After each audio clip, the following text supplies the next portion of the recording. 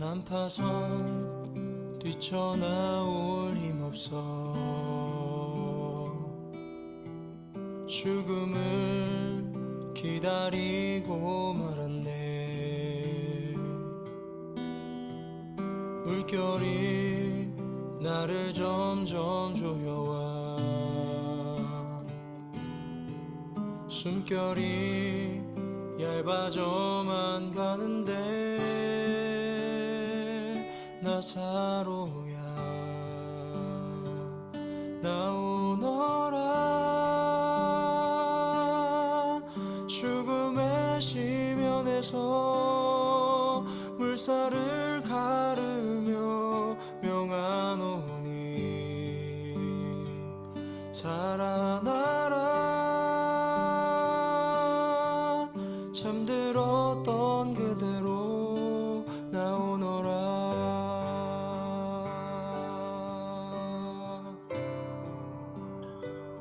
반갑습니다.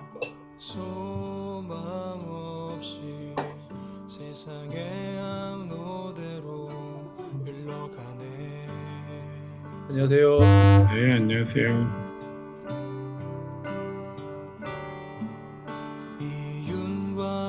애들이 자고 있나요? 아니요. 아직 잘 시간 아닌 것 같은데. 어떻게 애들을 잘 또 두시고 나오셨습니다. 예, 오늘 이거는 이제 좀 강의가 아주 길진 않을 것 같고요. 좀 질문도 받고 사실 제가 다 알 수가 없어요. 왜냐면 이게 법적인 거라서 저도 이제 좀 시우 안녕. 시우 지난주 카트를 열심히 하더니 더 어른이 된 것 같아요. 네, 그래서 이 차별금지법에 대해서 오늘 질문 나오는 거를 제 생각에는 좀 우리가 같이 좀 이렇게 다음 주까지 좀 답을 좀 알아오기도 하고 좀 공부도 하면 좋겠다. 이런 생각을 좀 해보게 됐습니다. 우선 시간이 되어서 좀 진행을 좀 이 PPT 잘 보이시죠? 네.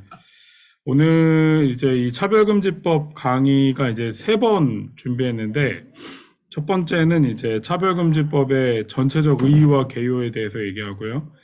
다음 주는 차별금지법을 성경적으로 우리가 어떻게 성경에 나온 것과 어떻게 연결시켜 얘기할 건가 얘기하고, 마지막 주에는 우리는 어떻게, 그렇다면 우리는 이제 결과적으로 어떻게 차별금지법을 볼까에 대해서 좀 얘기해 보려고 합니다.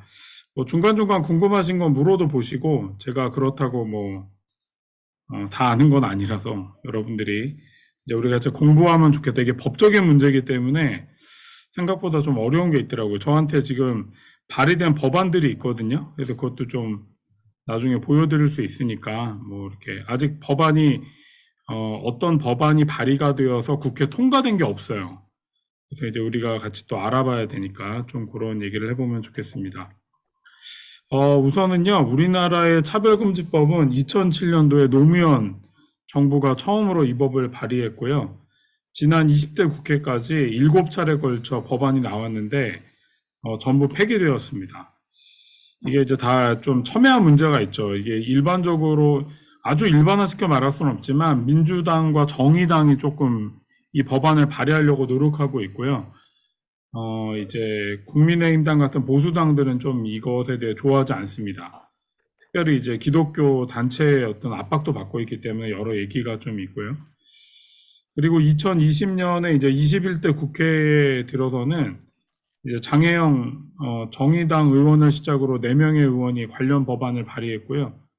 그런데 이제 기독교계의 되게 거센 반발 때문에 국회에서 진지하게 논의된 적은 없습니다. 그래서 이제 이런 상황이라는 것들을 뭐 들으시면서 보면 좋겠고요. 지금 2022년 5월 25일 날 법제사법위원회에서 민주당 주도로 공청회를 개최하면서 관련 입법 논의가 좀 더 이제 힘을 받고 있죠. 아직은 뭐 갈 길이 되게 멀었어요. 이게 뭔가 입법화되고 고치고 이래야 되는데 전혀 그렇게 되지 않았지만 올해 5월에 이제 민주당 쪽에서 공청회를 개최하고 관련 입법 논의를 하게 되었다. 그 정도 아시면 좋을 것 같습니다. 선진국들은요, 포괄적 차별금지법이 거의 통과되었는데요. 선진국 중에서 지금 통과되지 않은 나라는 일본과 우리나라가 좀 유일한 상황입니다. 그래서 이거를 좀 이따 이제 언어 정의를 할 텐데 포괄적 차별금지법 정의를 좀 이따 이제 드리게 될 거고요. 그다음에 이제 차별금지법은 개별적인 차별금지법과 포괄적인 차별금지법이 있습니다. 그래서 예전에 유럽에서는 이제 개별적 차별금지법을 통과시키려고 노력을 했어요. 이게 되게 사안이 중하니까. 근데 문제는 이제 이게 다 막 겹치잖아요. 여러 개. 뭐 예를 들어 여기 보면 성별, 장애, 병력, 나이 이런 걸 하나하나 하려다 보니까 이제 이게 너무 복잡해져서 유럽이 이제 포괄적 차별금지법을 만들게 되었고요. 이제 다른 나라들도 이제 우리도 그래 이걸 만들려고 하고 있는 상황에 있습니다. 지금 우리나라에는 장애인 차별금지법은 통과되어 있습니다. 그러니까 이제 이런 개별적 차별금지법이 뭐 통과되었는데 이거 말고 이제 포괄적으로 이걸 통과시키자. 이게 이제 이번에 얘기하는 특히 이제 교회에서 반대하는 거는 포괄적 차별금지법 반대인 것을 꼭 기억하시면 좋겠습니다. 현재 국회 법사위에 회부된 차별금지법 항목은 총 23개인데요. 여기 나와 있죠. 성별, 장애, 병력, 나이, 출신국가, 출신민족, 인종, 피부색, 언어, 출신지역, 용모 등의 신체 조건, 혼인 여부, 임신, 출산, 가족 형태, 종교, 사상, 범죄 정력, 보호 처분, 학력 등 이것에 대해서 이제 차별금지를 하지 말자 이 얘기가 되는 것이고요. 우리가 이제 요즘에 이제 성범죄자들에 대해서 되게 어떤 강력한 이제 뭐 이렇게 다 사형시키자 막 이렇게 댓글 보면 완전 끔찍한 얘기를 막 다는데 이걸 우리가 이제 좀 너무 열받기도 하죠. 저희도 이제 저도 딸 셋 키우고 이러는 걸 볼 때마다 이런 나쁜 새끼들은 다 진짜 어디죠 막 북한이나 러시아에 탄광 같은 데 쳐넣어야 된다고 생각하지만 그럼에도 불구하고 이들을 차별하지 않는 법안이 필요하고요. 우리가 그래서 이제 그냥 분노로만 할 것이 아니라 어떻게 이들을 또 대하고 이들을 또 어떻게 또 예수님이라면 어떻게 하셨을까 고민하는 것들이 필요하다고 말할 수 있습니다. 근데 이제 이게 재미있는 게 뭐냐면 유럽의 나라들은 신분사회의 잔재가 이제 남아있잖아요. 귀족도 있고 얼마 전에 영국 여왕이 돌아가셔서 이제 아들이 물려받기도 했잖아요. 그래서 유럽들은요, 우리나라에는 없는데 가문이나 혈통 등의 항목이 차별금지법에 이 조항에 포함되어 있습니다. 근데 우리는 없어요. 왜냐하면 이제 이 귀족이나 이런 가문이 없으니까. 대신 우리나라 경우는 학력과 고용 형태가 들어가 있습니다. 그러니까 이게 우리나라가 학력을 되게 중요시 여기는, 물론 조금 많이 낮았지만 여전히 대학을 나왔냐, 뭐 박사냐 이런 거 되게 중요시 여겨서 이런 것들로 차별을 하지 못하게 한 것이 들어 있고요. 또 하나는 고용 형태가 들어 있는데 이것도 우리나라에 좀 독특한 거죠. 우리나라는 정규직과 비정규직이 나눠져 있잖아요. 그래서 이 사람들이 그 고용 형태 때문에 이렇게 차별당하지 않도록 하는 것도 사실은 차별금지법에 포함하는 국회의원도 있습니다. 근데 이제 이게 약간 논의가 있는 게 뭐냐면 교육부는 학력은 선천적이게 아니기 때문에 후천적인 노력으로 얻어지는 거기 때문에 학력을 차별금지법에 넣는 건 조금 문제가 있지 않냐. 교육부가 이렇게 얘기한 적도 있고요. 그 다음에 이제 고용 형태의 경우는 우리나라는 그 정규직과 비정규직이 되게 강하게 어떤 나눠져 있죠. 혹은 아니면 정규직과 알바 이런 것들에 이제 우리나라가 좀 독특한 그런 면을 갖고 있고 어느 나라는 이제 귀족 같은 계층이 있기 때문에 그런 것들을 차별금지법에 넣는 경우도 있다. 이 정도 이해하시면 좋을 것 같습니다.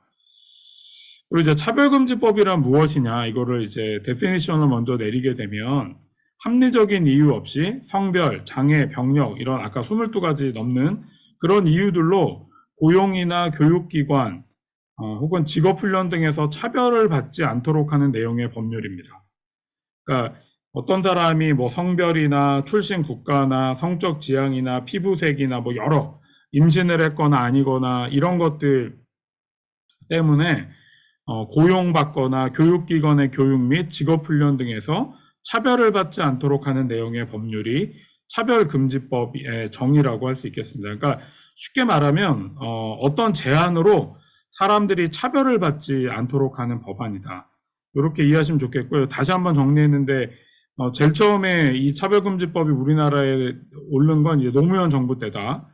그리고 이제 2007년에 장애인 차별금지법 제정안이 통과가 됐습니다. 다행히. 네, 그래서 이거는 변호사협회랑 기독변호사협회 이런 데서 이제 통과시켰고요. 다행히. 그리고 이제 포괄적 차별금지법은 17년의 세월이 흐르는 동안 시민사회, 뭐 국가인권위원회, 국회의원들이 여러 명이 입법 권고와 입법 발의를 했는데 현재까지는 법 제정이 이루어지진 않았습니다. 아까 얘기했지만 21대 국회 때 2020년 6월 29일 날 정의당 장혜영 의원이 차별금지법을 대표로 발의하였고요. 좀 더 최근에 들어서는 2021년에 더불어민주당의 이상민 의원이 6월 16일 날, 박주민 의원이 8월 9일 날, 권인숙 의원이 8월 31일 날 대표 발의를 했습니다. 그래서 저한테 이 각각의 법안이 있는데, 제가 이제 느헤미야 교회협의회에서 요거를 이제 강의를 해서 이제 요거 이제 관련된 변호사님이 오셨어요. 이 장애인 차별금지법을 통과시켰던 데 아주 중요한 역할을 했던 그 변호사님이 오셔서 얘기를 하셨는데, 각각의 이렇게 좀 이렇게 그 안건들이 법안 발의된 것들을 자기네들이 그 중에서 조금 더 이렇게 온전한 것을 지지하려고 한다. 그러니까 이분이 그러더라고요. 자기들은 그 단체가 그 기독 뭐 변호사회나 이런 데가 되게 여러 그 뭐랄까요 정치 색깔이 있는데 이렇게 뭐 더불어민주당이 좋기 때문이 아니라 이걸 제정한 데가 이제 두 군데밖에 없는데 그 정의당과 더불어민주당밖에 없는데 이 정의당 거는 너무 이렇게 더 포괄적이고 너무 이렇게 나가가지고 이제 종교 단체나 이런 데서 좀 받아들이기가 좀 어렵지 않나 싶어서 더불어민주당이 좀 더 이렇게 그 중간 정도를 갖고 있어서 거기를 이제 같이 고민하고 또 뭐 토론회하고 이런 걸 하려고 한다고 이제 얘기를 들었습니다. 그래서 우리가 이제 되게 쉽게 외국인 부모를 가진 아이를 막 이렇게 왕따시키고 우린 가난해도 막 무시하고 장애를 가졌다고 이렇게 좀 뭐 멀리하거나 아니면 그 아이를 이렇게 좀 떼놓죠. 우리가 어렸을 때부터 들었던 이야기가 그거잖아요. 이렇게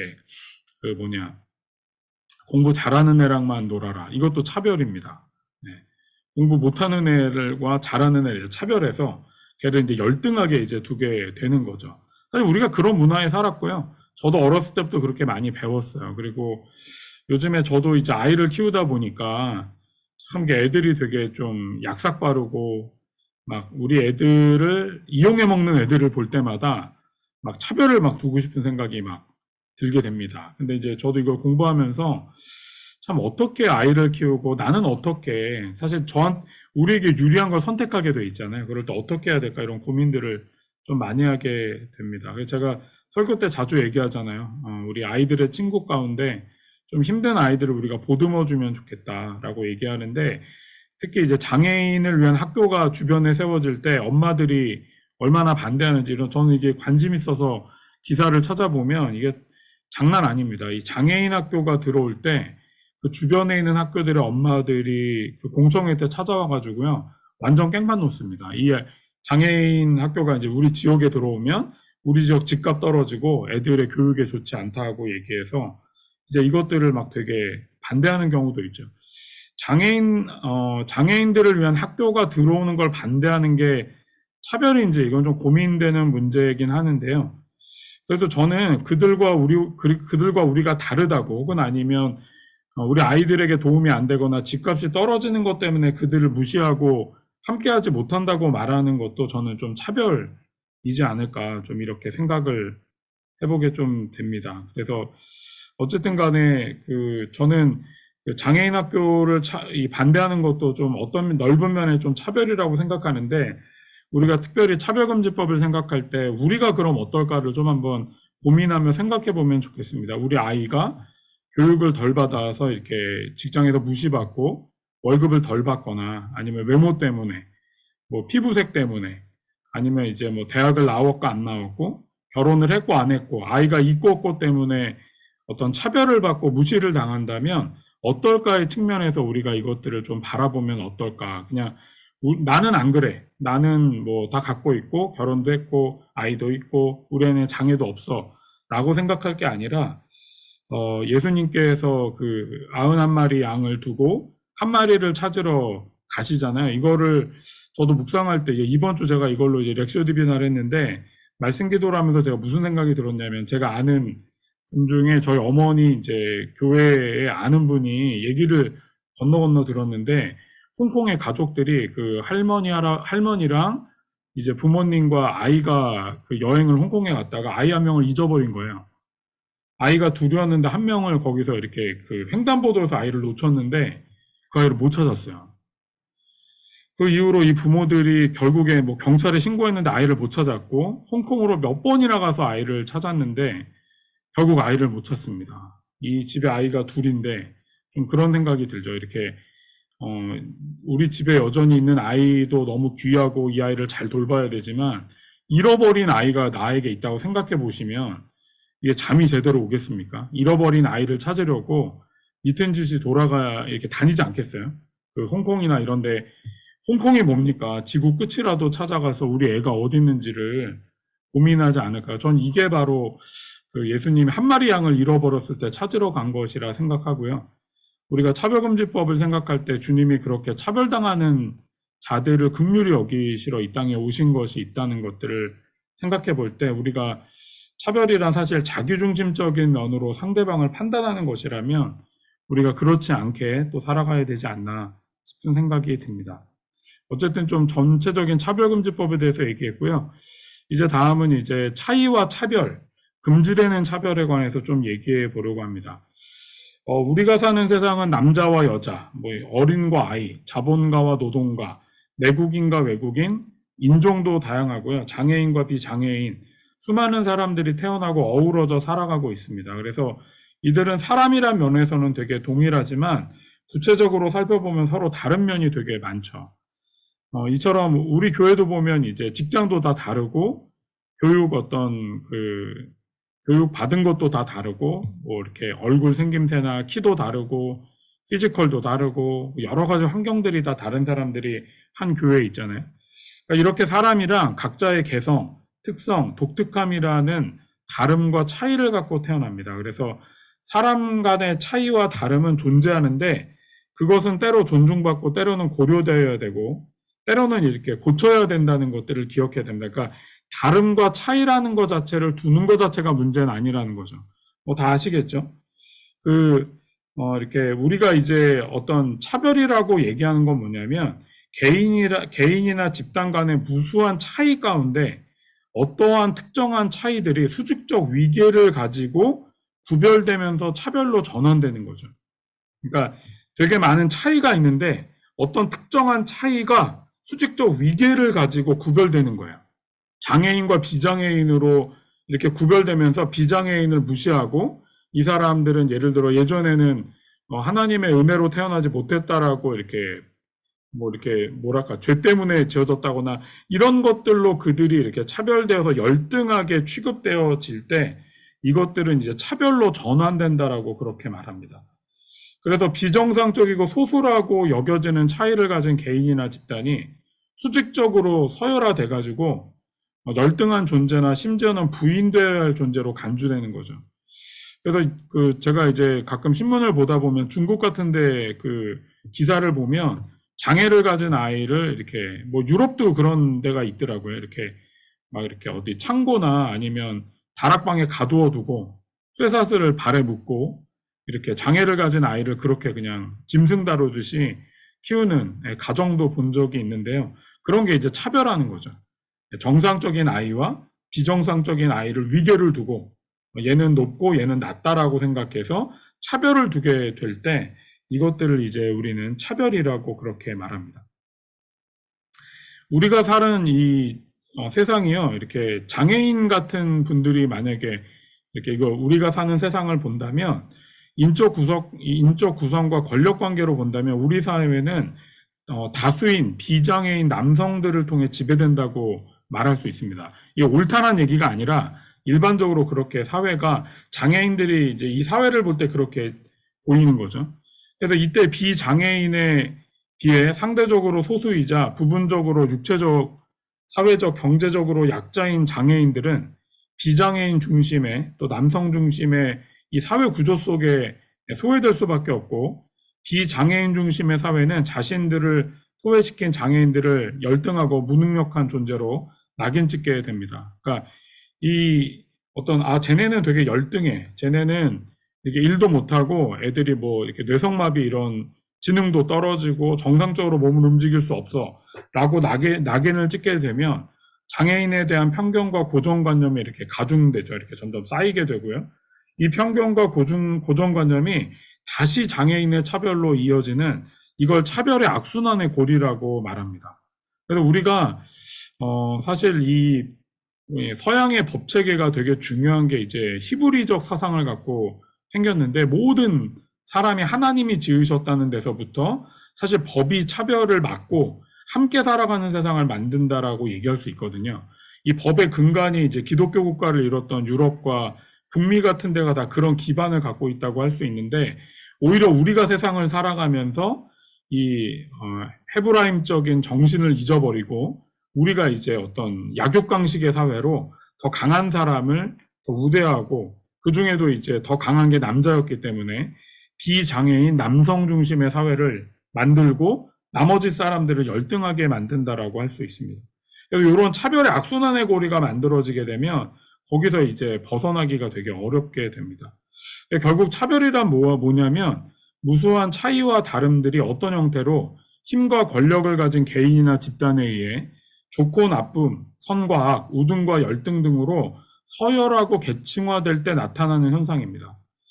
제가 예전에 있던 그 선교단체에서 이제 제 위에 있던 대표 관사님이 사실 이게 참 차별이라는 걸 알게 됐어요. 기도를 많이 하고 못하냐에 따라 영적으로 우등하냐 열등하냐에 따라 이 영적으로 우등한 사람은 어떤 인정받고 하나님의 더 역사하는 사람이고 영적으로 막 깨닫지 못하고 죄에 여전히 빠져 있으면 열등하게 보는 이것도 사실 되게 차별을 하는 거였구나라는 걸 좀 더 이제 생각해 보게 되었어요. 근데 이제 우리가 이제 이 차별금지법에서 얘기하려는 건 모든 차별은 아니고 인권의 영역에서 문제가 되는 건 좋고 나쁨과 성과 우등과 열등으로 서열화되거나 계층화되어서는 안 되는 개인이나 집단이 가진 본질적이고 인격적인 차이와 다름이 인위적으로 구별당하고 차별로 전환되는 경우입니다. 이걸 조금 더 이제 구체적으로 얘기하면 금지되는 차별과 그렇지 않은 차별이 있습니다. 우리가 일상생활에서 차별을 우리도 이렇게 사용하는데요. 일상생활에서 차별이라는 단어가 이제 위법 부당한 경우뿐만 아니라 그렇지 않은 경우도 있습니다. 예를 들어 기업 같은 경우 차별화 전략을 사용하잖아요. 뭐 예를 들어 삼성 같은 경우는 이제 나름의 차별화 전략으로 이렇게 더 탁월한 어떤 반도체 프로세서를 더 작게 만드는 것으로 차별화 전략을 삼는 것이죠. 이거는 이렇게 차별 금지법과 연관된 게 아니라 자기만의 특성한 것들을 가지려고 하는 전략이라고 할 수 있고요. 우리 뭐 예를 들어 가정 내에서 부모들에게 자녀들이 이렇게 언니와 나를 차별하지 말아달라. 뭐 이런 얘기를 우리가 이렇게 들을 수 있잖아요. 이런 경우는 뭐 연령과 성별에 따른 차별이 문제가 될 여지가 있지만 법률적으로는 가정의 영역을 차별금지 영역으로 규정하지는 않습니다. 그러니까 법적으로 문제가 되지 않아요. 우리가 이제 알아야 되는 게 뭐냐면 지금 말하는 차별금지법은 어떤 법적인 영역에서 뭐를 먼저 이제 좀 다루려고 하는 것이고요. 예를 들어 종교단체 같은 경우도 우리 통합 측은 여성 목사나 여성 장로가 있거든요. 그런데 합동이나 뭐 다른 보수교단들은 없어요. 이것도 사실 차별이잖아요. 근데 종교단체의 경우에 어떤 면에서 뭐 예를 들어 카톨릭은 남성밖에는 신부가 될 수 없죠. 뭐 우리 개신교에서도 목사는 또 남자만 되는 또 종파가 또 있기 때문에 이건 대표적인 남녀 차별이지만 내부적으로는 다툼의 대상이 될 수 있지만 사회 법적으로 문제가 되지 않습니다. 그러니까 이제 어떤 그 종교적인 특별한 경우에서는 차별이라고 보지 않는 거죠. 그러니까 이건 법적인 문제가 되지는 않는 거예요. 예, 이처럼 이제 차별이란 단어가 위법 부당한 경우뿐만 아니라 위법 부당하지 않은 경우에도 사용되고 있어서 우리가 이 차별금지법이라는 것이 이제 좀 혼란을 일으킬 수 있는데 좀 이제 기억해야 될 것, 이 차별금지법을 좀 기억해야 될 게 이 차별금지법에서 다루는 차별은 평등권이라고 하는 헌법적 가치를 위반하는 행위 중에 법령에 규정된 것만을 말합니다. 여기 이제 헌법 11조가 나와 있는데 누구든지 성별, 종교, 사회적 신분에 의하여 정치적, 경제적, 사회적, 문화적 생활의 모든 영역에 차별을 받지 아니한다. 이게 너무 포괄적이지만 헌법에 나오는 이 기초를 가지고 이제 말하게 되는 것임을 기억하면 좋겠습니다. 그래서 어쨌든 요거를 갖고 이제 좀 얘기하게 될 거고요. 그래서 이제 차별과 어떤 혐오를 조금 나눠보려고 하는데, 차별적인 행위는 상대방의 도덕적, 윤리적 가치를 침해하면서 모욕과 모멸감, 인격 모독, 혐오, 증오가 동반되는 경우가 되게 많고요. 평등한 지위나 자격을 훼손하고 박탈할 뿐만 아니라 형식적이고 실질적인 기회를 뺏습니다. 그래서 혐오는 뭐냐면 특정 소수자와 개인 집단의 부정적인 관념이나 감정 또는 차별하고 배제하려는 태도, 이걸 혐오라고 말하고요. 이런 혐오가 이제 편견과 혐오가 자라서 실제로 불리하게 대우를 받는 경우를 차별이라고 말합니다. 그러니까 법이 사실 되게 좁죠. 그래서 차별이라고 말하는 건 내가 누구를 마음으로 혐오해. 이걸 뭐 어떻게 할 수는 없어요. 그런데 그런 편견과 혐오가 자라나서 실제로 불리한 대우를 받는 걸 차별이라고 얘기하고, 차별금지법은 이것에 관해서 이제 관심을 갖고 있는 법이라고 보시면 될 것 같습니다. 네. 그리고 이제 2월 그 국가인권위원회 평등한 시한인데요. 합리적인 이유가 없는 직접 차별, 간접 차별, 괴롭힘, 성희롱, 차별 표시 및 조장 광고 행위를 금지하는 차별로 규정했습니다. 이건 금지되는 거예요. 직접 차별, 간접 차별, 괴롭힘, 성희롱, 차별 표시, 조장 광고 행위, 이런 건 안 되고요. 적용되는 차별 금지 영역이 있는데, 고용, 재화와 용역의 공급이나 이용, 교육기관의 교육, 행정사법 절차 서비스에 이 차별금지법이 한정되어 있습니다. 그러니까 차별금지법이 아무 때나 막 되는 게 아니라 고용, 재화 용역, 교육기관의 교육과 직업훈련, 행정과 사법절차 서비스의 제공 이용에 차별금지가 되지 않도록 노력하는 법안이라고 이해하시면 좋을 것 같습니다.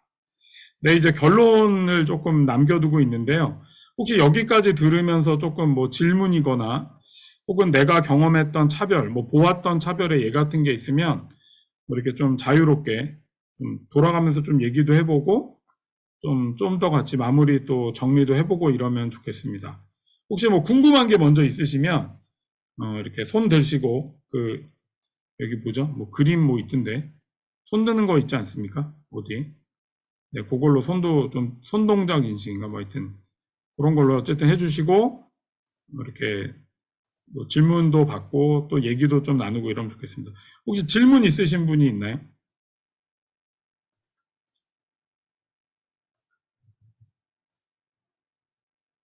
네, 제가 너무 준비를 잘했군요. 네.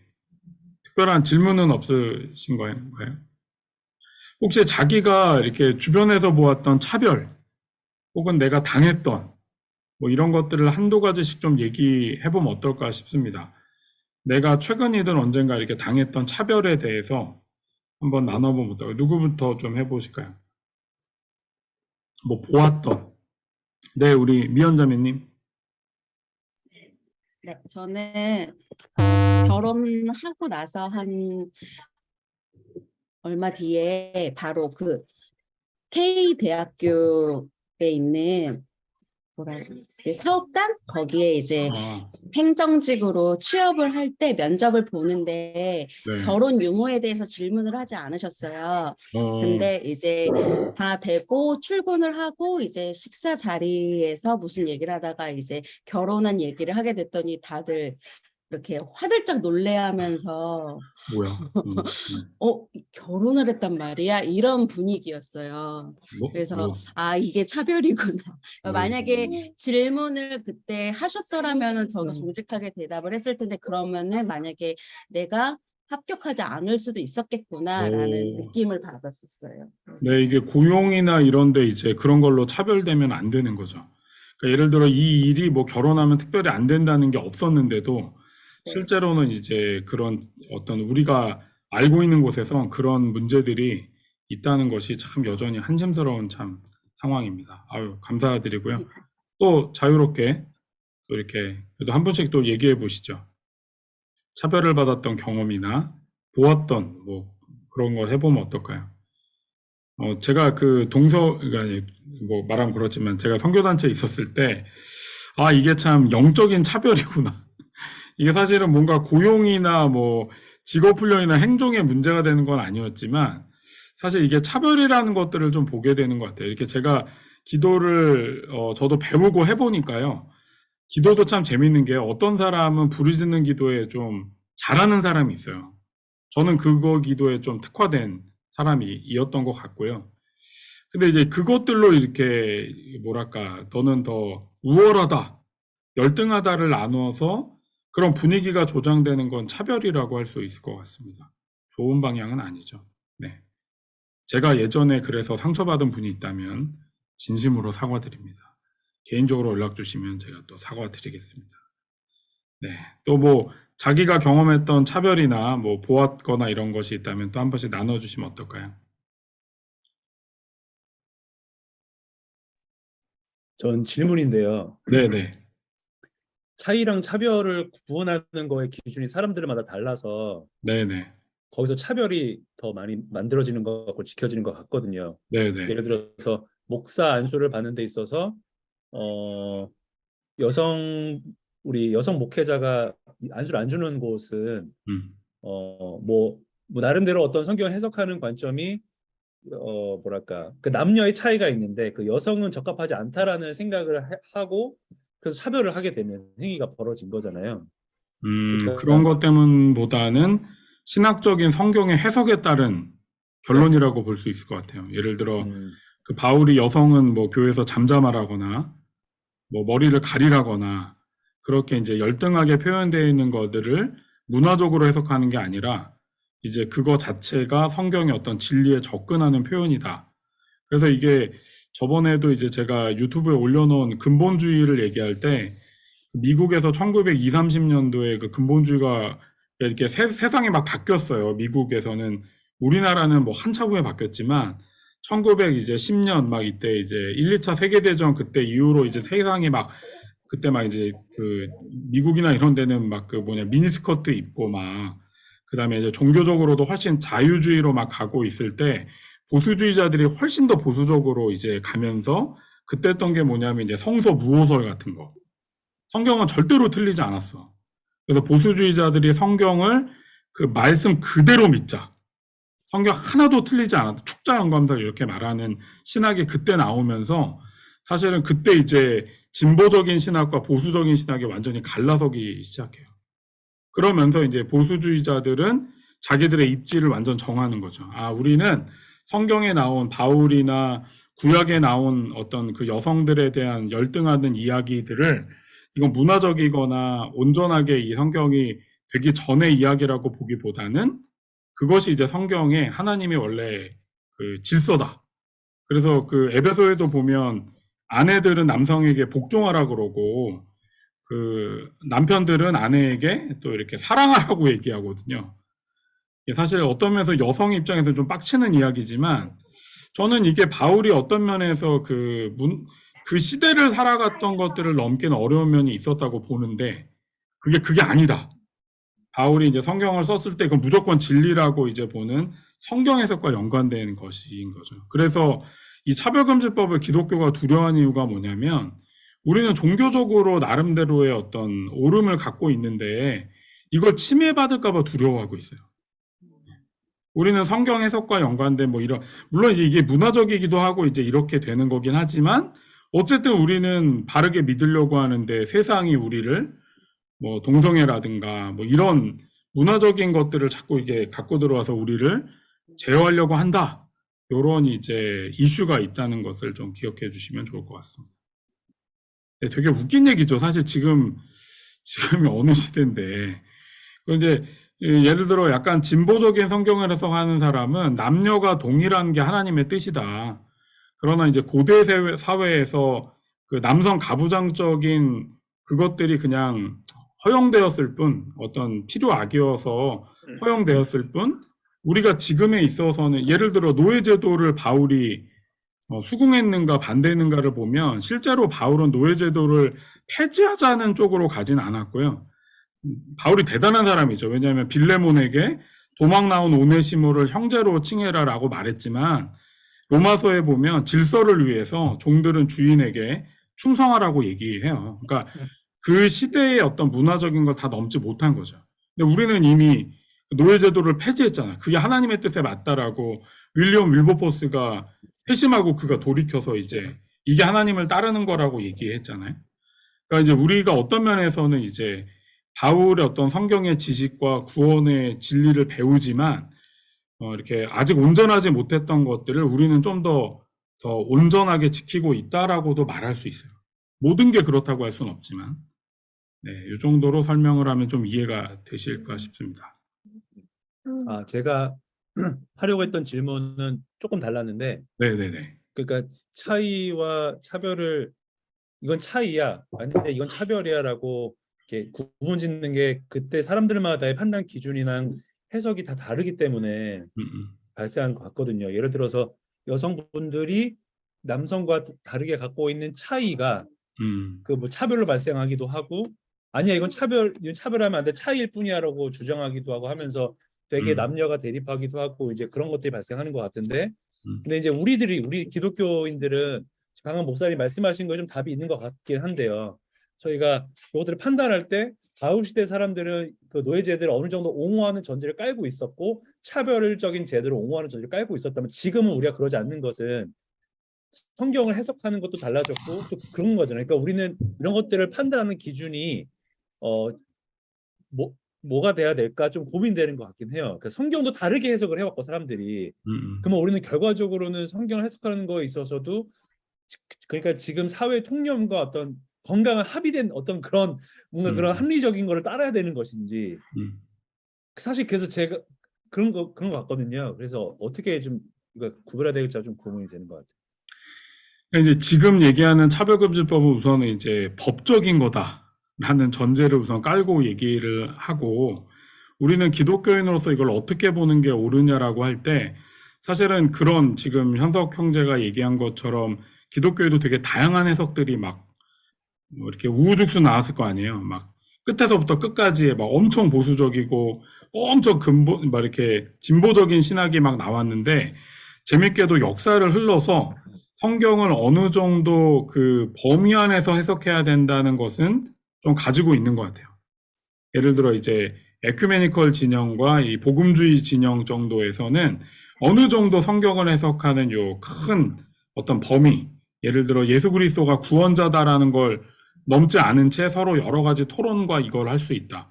그래서 저는 어떤 면에서는 좀 자유가 주어져 있는 것 같고, 그러나 진짜 예민한 부분에서는 이제 사실 이 교회가 어려운 게 뭐냐면 우리가 개교회주의라 어려워요. 카톨릭은 이제 교황과 이렇게 추기경들 모여서 이제 뭐 예를 들어 그 바티칸 공의회 같은 거 하고 나면 끝나거든요. 예를 들어 지금 우리가 생각하는 말도 안 되는 그 남성 중심성, 교황에 관한 어떤 우선성 이런 게 다 공의회에서 결정되었고, 걔네는 더 이상 그 토론하지 않아요. 의제로 올라가기 전까지는. 그러니까 그걸로 그냥 다 믿는데, 우리 개신교는 어떠냐? 우리 교단이 있고 뭐 다 있잖아요. 노예도 있고. 근데 솔직히 말하면 그 힘이 없어. 예를 들어 교단에서 뭘 얘기하지만 여기서 아주 이단적인 것만 아니면, 예를 들어 그 합동 측에서 몇 년 전에 침묵 기도를 이단화 하는 어떤 그런 공식적으로 발표했는데, 내가 아는 그 합동 측의 목사님들은 침묵 기도 교회에서 다 하는 분들이 꽤 많아. 그런 거 별로 문제되지 않아요. 그래서 이제 어떤 면에서 지금의 법적으로도 교단법보다 교회법이 더 우선돼요. 교회 분쟁이 일어났을 때. 그러니까 사회도 그렇게 받아들이고 있고, 우리 개신교가 개교회주의이기 때문에 나는 적어도 교회에서 우리가 사도행전적 그 초대교회를 바라보면서 저번에 얘기했던 우리가 성령 받은 사람들의 민주주의를 통해서, 그러니까 이게 민주주의라는 게 아니 어떻게 교회가 민주주의로 돌아갑니까? 라고 얘기하지만 초대교회가 그렇게 돌아갔어요. 성령 받은 사람들이 양심에 따라서 그것들을 함께 기도하며 이렇게 만들어 갔거든요. 저는 이제 예민한 부분을 그렇게 가야 되지 않을까 싶고, 나머지 성경의 큰 해석은 지금까지 전통적으로 내려왔던 역사적이고 전통적인 해석에 기반을 두고, 마지막 하나 더 너무 예민한 부분들이 있잖아요. 그걸로도 안 되는 그것들은 교회가 함께 고민하며 이 교회가 그것들을 일관적으로 좀 해가는 것들이 참 필요하다. 그래서 제가 너무 예민한 거를 제 주장을 그냥 얘기하고 있지 않아요. 이 조심스럽거든. 그래서 저는 이제 전통과 어떤 전통적인 신학, 그다음에 이제 역사적으로 내려왔던 것과 함께, 그다음에 이제 또 하나는 우리 교회가 깨어서 함께 그런 이슈들을 고민하고 우리는 일관되게 주님을 따르는 이런 면으로 살아가자고 결정하는 것들 요 세 가지가 우리가 이렇게 좀 따라갈 수 있지 않을까 싶은 생각이 듭니다. 근데 이 차별금지법을 보면요, 진짜 아주 일부를 빼놓고는 사실 이해하기가 하나도 어렵지 않아요. 그렇잖아요. 우리가 뭐 장애인 혹은 아니면 또 뭐 결혼하고 안 하고 학력에 따라 뭐 장애 뭐 이거에 따라 그 사람들을 차별하지 않는 거는 성경적으로 너무 당연하기 때문에 사실은 뭐 이거 갖고 이제 논쟁을 하는 게 조금 걱정될 정도의 어떤 그런 입장이라고 봐야 되지 않을까 생각이 듭니다. 하여튼 되게 중요한 질문이었고요. 저도 계속 고민하는 겁니다. 우리 현숙 형제님. 네, 감사하고요. 또 뭐 질문이나 자기의 어떤 예들이 있으면 또 얘기해 주셔도 좋겠습니다. 목사님, 네네. 이 다음에 강의하실 때는 지금 교회에서 그래서 왜 반대하고 있는지 이런 거에 대해서 더 얘기해 주실 거죠? 네네네. 교회에서 이제 그런 것들이 나올 건데 사실 핵심적인 건 동성애 때문이에요. 지금 얘기했던 어떤 차별에 대해서 세상이 교회를에게 이제 간섭할까 봐가 첫 번째 그것과 함께 그 중에 가장 이슈화 되는 건 동성애 때문이에요. 사실은. 그래서 이제 이걸 얘기하고 나면 그 교회에서 이제 동성애에 대해서 죄라고 말하거나 아니면 이제 동성애를 뭐 이렇게 터부시하거나 이렇게 얘기하거나 이렇게 될 때 문제가 된다라고 믿기 때문이고요. 그 얘기는 이제 조금 더 진행하고 얘기를 드리겠습니다. 네. 뭐 또 질문이나 네. 그러니까 저는 이제 법적인 부분에 대해서 좀 잘 기본적인 지식이 너무 없어서 좀 질문하는 건데 이게 예를 들면 저희 사교육 걱정 없는 세상에서 계속 출신학교 차별금지 법안을 계속 발의를 하고 해 왔었는데 그러니까 이제 거기서는 이제 출신학교 차별금지법을 하게 된 일 간단하게 이제 말씀을 드리면 사실 사교육 문제나 아이들의 어떤 경쟁 교육이나 이런 부분이 결국에는 사실은 취업 때문에 좋은 대학을 나와야 이제 좋은 직장에 들어갈 수 있고 사실은 그 기업들이 사람들을 이제 채용할 때 이제 그런 기준으로 우리 요즘은 블라인드 채용이라고 해서 이제 공기업에서는 그렇게 많이 한다고는 하는데 여전히 이제 사실은 우리나라 현실을 보면은 계속 그런 출신 학교에 따라서 이제 달라진 대우가 뭐 어떤 봉급도 그렇고 그래서 이제 그런 법안을 이제 만들자 그런 것들이 해소가 돼야 사회적으로 해소가 돼야 사실은 학생들의 어떤 그런 경쟁 교육도 입시 문제도 좀 거기서 이제 답을 좀 얻을 수 있지 않겠나 해서 이제 그런 법안을 계속 발의를 해 왔었는데 그러면은 이게 이 포괄적 차별금지법에 그게 이제 해당이 되는 부분인 건지 이게 통과가 되면 이제 그런 부분들도 같이 어떤 뭐 해결이 될 수 있는 실마리가 훨씬 더 열리는 건지 뭐 좀 그런 그러니까 이제 이 되게 중요한 얘기인데요. 이거를 잘 아셔야 되는 게 뭐냐면 아까 그 얘기했던 그 되게 여러 가지 있잖아요. 이 항목들 있잖아요. 이 막 23개 정도 되는 이 많은 항목들에 이게 잘 생각해 보면 그 개별적 차별금지법이 더 쉬운 것처럼 느껴져요. 지금 사실 학력만 해도 얼마나 많은 논쟁이 있습니까? 왜냐하면 아까 얘기했지만 교육부에서 아니 학력은 후천적으로 노력해서 얻는 건데 그걸 통해서 이 사람이 자기 능력을 인정받는 것을 차별이라고 말하는 건 좀 문제 있지 않습니까? 라고 의견을 제시했단 말이에요. 그러니까 사실 이게 진행되려면 개별적인 차별금지법, 그러니까 사실 요 포괄적인 차별금지법은 이제 진행이 되면 어떻게 되냐면 개별적인 차별금지법의 그 어떤 그 토론회가 계속 열리게 될 거예요, 아마. 그러니까 그냥 이렇게 그냥 무식하게 그냥 밀어붙이는 게 아니라 예를 들어 우리 이제 기독교가 제가 아까 얘기했죠. 걱정하는 게 이제 동성애나 뭐 이런 것에 관해서 얘기하는 거잖아요. 왜냐하면 성별이나 이런 거에 자유가 있다라고 말하니까. 근데 이제 제가 보는 관점은 뭐냐면 오히려 빨리 이 차별금지법이 전체적으로는 다 옳기 때문에 기독교가 이 어떤 성별 차별에 들어가서 거기서 토론하고 이제 같이 디베이트를 해서 만들어 가야 된다는 거죠. 사실 이 동성애 하나 무서워가지고 이거를 다 맞게 되는 경우가 이제 되기 때문에, 그리고 아까 얘기했던 학력에 의한 게 이제 해소가 되냐, 그거는 쉽게 해소되진 않을 거예요. 왜냐하면 논의가 많기 때문에. 근데 문제는 논의를 들어가야 되는데, 이 차별금지법에 법안이 올리면 그때부터 소위원회가 세워지고 막 이렇게 되는데, 법안 자체가 이제 통과가 안 되고 있어요. 왜냐하면 반대가 너무 막심하기 때문에. 그래서 제가 보기에는 그 사법세나 이런 데서 이 차별금지법 이게 통과가 되면, 그런데 들어가서 이것들의 이제 구체적인 것들을 좀 더 이야기를 나눌 수 있게 되겠죠. 그래서 저는 포괄적 차별금지법이 우선은 전반적으로 통과가 되고, 이제 이 법안이 발의가 되고, 그 다음에 이제 논의가 막 이어져야 되는데, 발의가 안 되고 있기 때문에, 어떤 면에서는 이제, 우리 학력이 뭐 한순간에 이 법이 만들어졌다고 없어지진 않겠지만, 그래도 기업들이 이제, 이게 이제 이걸로 이제 법적인 제재가 가해지니까, 그런 경우에 있어서, 뭐 고용이랑 이게 바로 맞닥뜨려지니까, 그런 문제에서는 저는 해결의 실마리를 잡을 수 있겠다 싶고, 그런데 이제 이게 빨리 발의가 되고 진행이 되어서 이제 각각의 어떤 세부적인 것들을 막 얘기해야 된다 싶은 생각이 있습니다. 그래서 이제 어쨌든 그 처음에 그 변호사님이 오셔가지고 뭐라 그랬냐면, 원래 2007년에도 포괄적 차별금지법을 이거 진행했는데, 이게 너무 막강한 이제 반대 세력이 많아가지고 장애인 차별금지법 먼저 통과시키자. 그게 이제 개별적으로 먼저 통과가 됐어요. 그래서 제가 보기엔 이 포괄적 차별금지법이 너무 더뎌지면 개별적으로 학력에 대한 개별 차별금지법이 나올 수도 있는데, 제가 보기엔 기독교가 조금만 더 전향적으로 마음을 바꾸고 우리들의 신앙적 입장이 이렇다는 걸 얘기해서 적절히 조정을 하는 것이 더 낫지 않을까라는 생각을 하고 있습니다.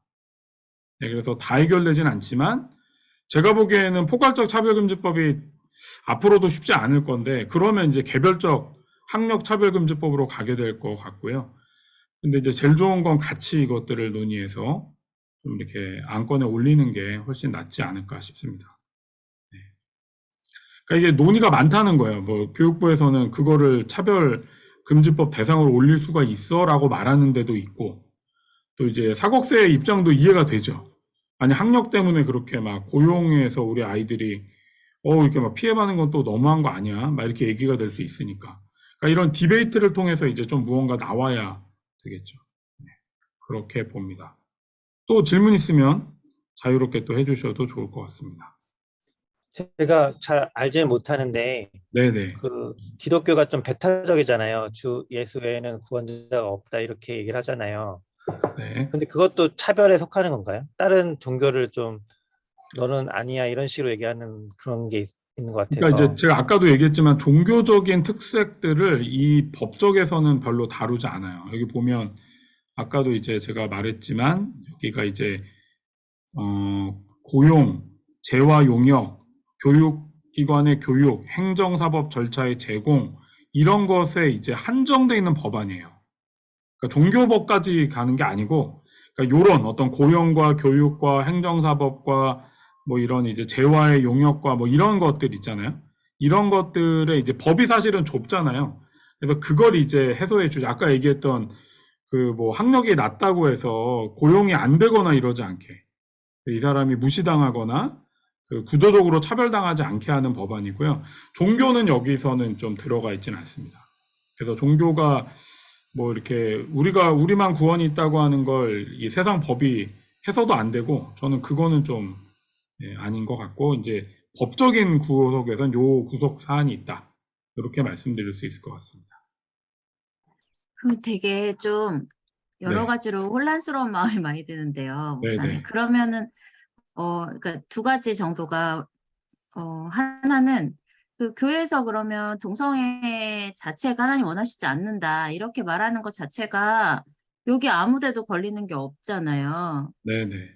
네, 근데도 교회가 반대한다는 것이 어떤 우려에서 그러는 건지 잘 모르겠고, 그걸로 어떤 차별금지법을 어겼다고 그 피해를 당했다고 생각하는 사람이 신고해서 그게 어떤 법적인 조치를 받을 수 있는 건지가 근데 예를 들어 이제 그 동성애 그 하시는 분들이 어떤 하는 거는 보통 일반적으로는 그러니까 이 차별금지법이 되고 난 다음에 교회에서 이제 예를 들어 동성애 죄다라고 말하고 이제 뭐 동성애자에게 너는 죄인이다라고 말하면 차별금지법 요 관련해서는 사실은 뭐 걸리는 게 없다 할지라도 뭐 이렇게 그 명예훼손 같은 걸로 고소할 수 있어요.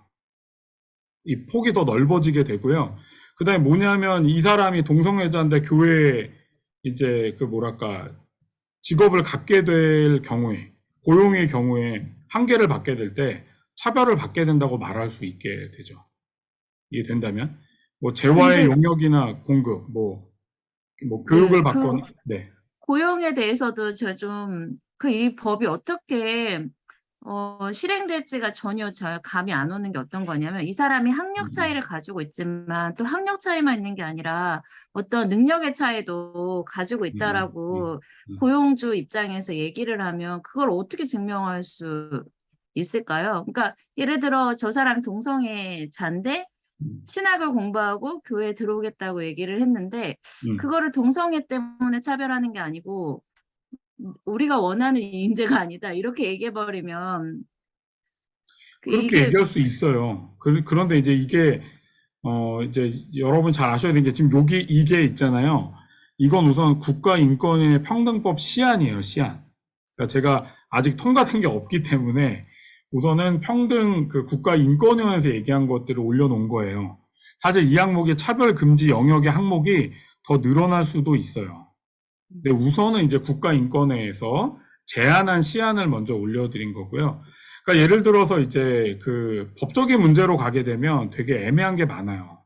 예를 들어 교회 쪽에서는 그 뭐랄까 거짓말할 수도 있잖아요. 나는 너 동성애자지만 그게 아니라 너가 일을 잘 못할 것 같아. 뭐 이런 기준을 세울 수 있으니까. 그러니까 사실 지금도 그렇잖아, 어떤 면에서. 지금도 내가 누구가 싫어. 아니면 누굴 뽑고 싶은데 점수가 낮은데 뭐 면접 점수를 더 줘서 할 수 있잖아요. 근데 법은 최소한이에요, 최소한.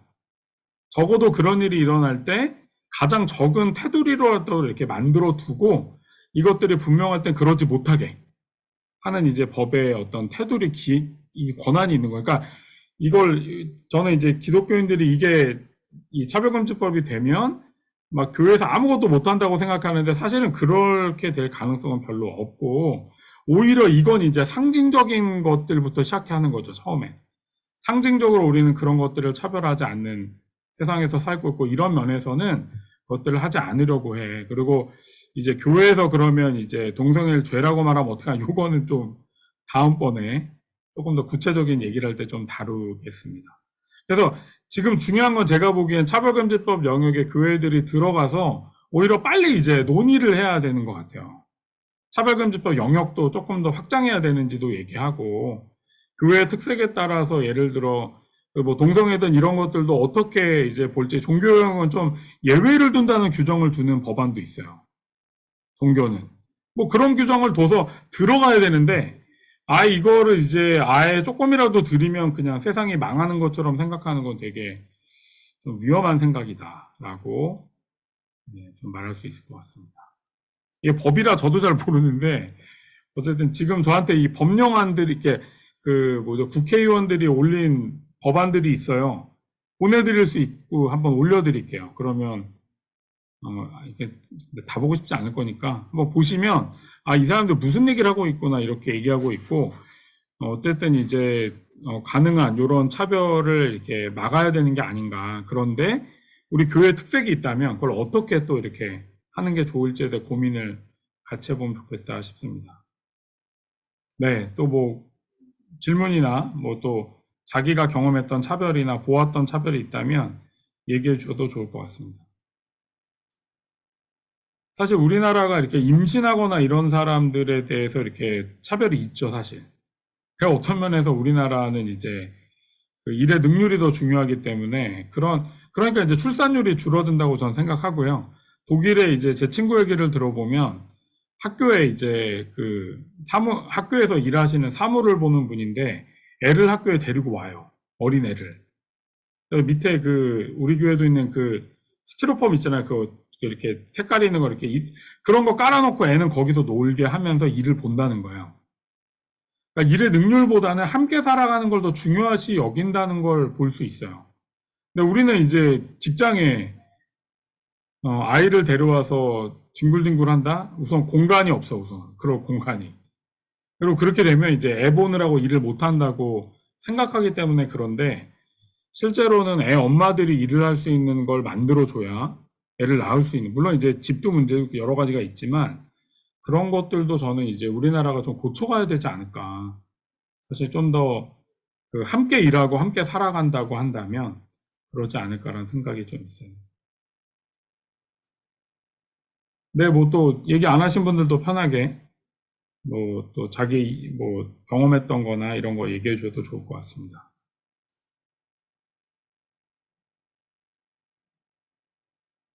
특별히 차별을 안 당하셔가지고. 네. 뭐 혹시 또 질문이 있으면 한 가지 정도만 더 받고, 예, 오늘 1시간 내에 끝내려고 합니다. 바람직하죠? 네. 또 뭐 질문이 있으신가요?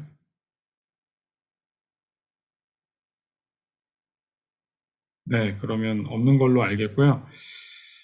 제가 이거를 좀 볼 때마다 이 차별을 당하는 사람들은 다 약자라는 생각이 드는 것 같아요. 다 이렇게, 뭐랄까, 대부분의 사람들보다 조금 더 무언가를 덜 갖고 있는 사람들. 그러니까 어떤 주로 살아가는 사람이라기보다는 좀 무언가 약자들과 연관된 사람들이라는 생각이 좀 많이 들고요. 우리 시대에 참 이렇게 여성들이 또 이렇게 데이트 폭력들로 많이 죽기도 하고, 또 이렇게 어린아이들도 학대를 당하고, 또 이렇게 못 배우고 이런 것들 때문에 직장을 얻기 힘든 여러 가지 차별당하는 이 시대에 너무나 많은 사람들이 있는데요. 우리 잠시 한번 좀 기도하면 좋겠다 싶습니다. 주님, 이 시대에 차별을 당하는 많은 사람들을 긍휼히 여기셔서 정말 예수 그리스도가 한 마리 잃어버린 양을 찾으러 오셨던 것들을 기억하며 우리가 사실 저는 예수님이야말로 차별금지법의 주창자가 아니실까. 정말 다 오라고, 누구든지 다 오라고 하셨던 그분이 가장 이제 그 시대의 범죄자들을 찾아가시잖아요. 세리와 창녀들을 찾아가 식사를 하시고, 그들을 이렇게 품으시는 것들을 보면서 좀 이 시대의 차별금지가 차별이 좀 금지되어지고 좀 약자들이 보호되어지는 세상이 될 수 있도록 주님, 우리가 그렇게 살아갈 수 있도록 종교적인 예민한 것들이 또 잘 보완되어져서 이 법안들이 또 준비될 수 있도록 우리 또 약자들을 위해 한번 기도하고요. 차별금지법이 좀 건강하게 정말 주님이 원하시는 방향대로 어떤 건지 우리도 이제 알아가야 되겠지만 그렇게 되어질 수 있도록 우리 한번 같이 기도하면 좋겠습니다. 같이 한번 우리 기도하죠.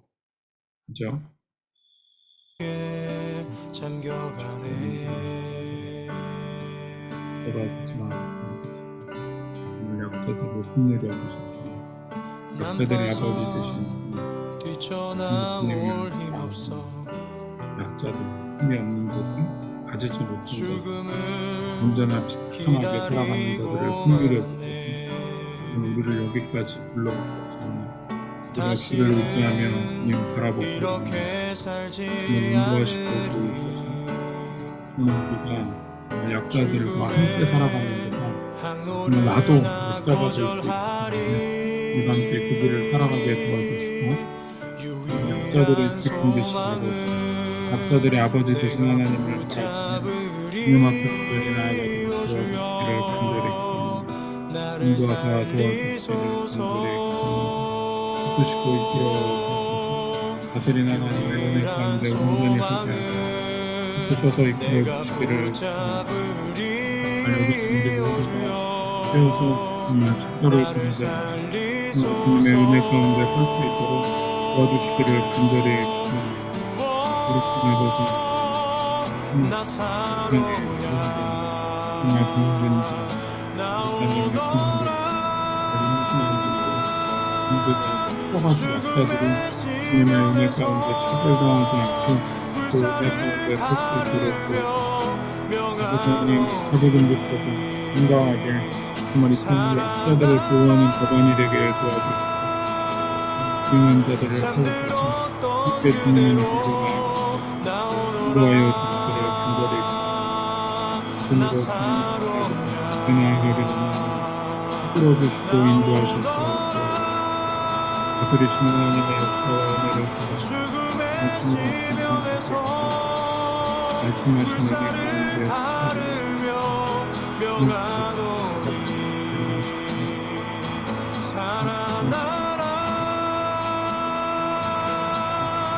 잠들었던 그대로 생기를 머금고 생명을 껴안고 약자의 주인 되신 아버지 하나님, 정말 이 시대에 많은 여러 가지 이유들의 차별들이 좀 멈추게 되기를 원합니다.